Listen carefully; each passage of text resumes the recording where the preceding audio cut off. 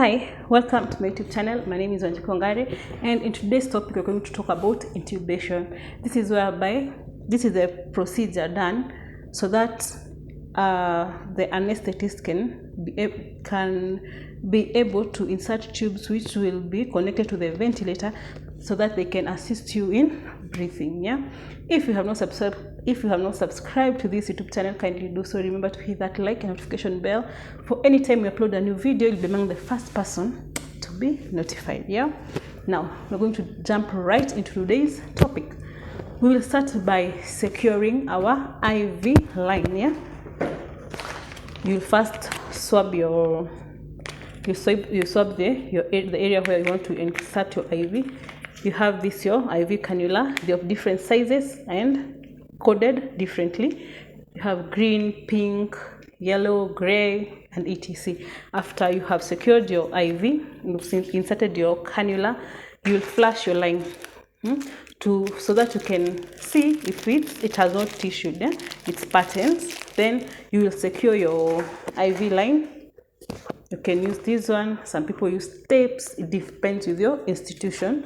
After that, later you can use a crepe bandage to secure it so that it can give you a longer service. Then after you've secured your IV, you will do something we call laryngoscopy. This is our laryngoscope. This is the handle. This is the blade. This is, as you can see, this is a curved blade. This is called a Macintosh blade. But if it was straight, it is called a Miller blade. They have different sizes depending on if it's a if it's a kid, if it's a pediatric, or it's a adult. They have different sizes, maybe from number 0 to 4. We'll confirm later, but it's just know they are of different sizes. This is how you know this laryngoscope. It has a bulb. This is a working laryngoscope. Ensure it's a working laryngoscope, not just a laryngoscope. You should have batteries and extra batteries in case of an emergency. That's this one, the laryngoscope. Let me show you how it is usually done. You will insert it inside a patient's mouth.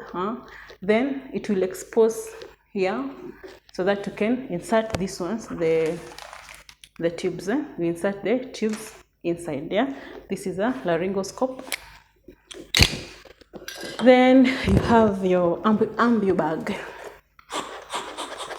This one helps in pre-oxygenation. You pre-oxygenate a patient before you insert the ETT tubes. This is how. Then I don't want it, they're not sterile, so you can pre-oxygenate your patient. Then after you've done, these are called ambu mask or anesthetic mask. It depends, they're of different sizes, but these ones I'm holding here, they are for adults, but you have for kids. You have blue, pink, you have gray, you have white, different colors.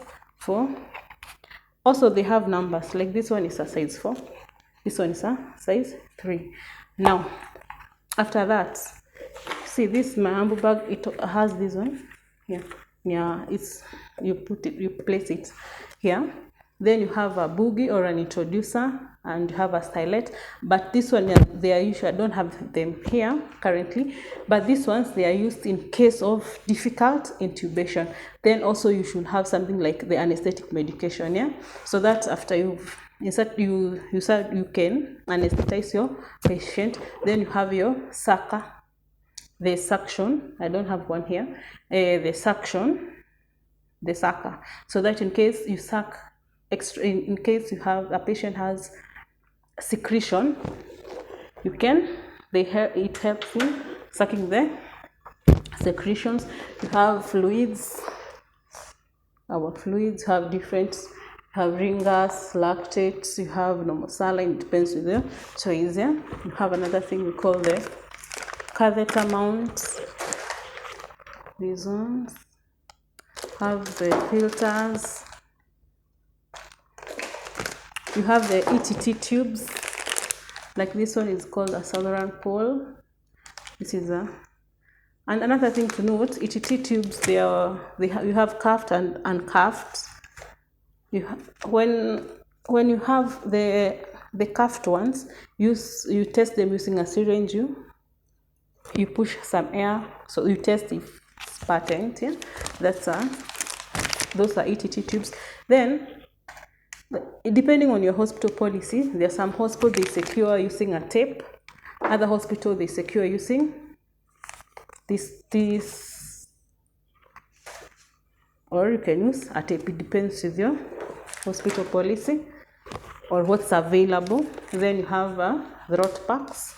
You pack inside the throat. It helps me with secretions. When you're inserting these ETT tubes, you use a gel. It aids in you inserting it. Yeah, I don't think there is any other thing I've not mentioned.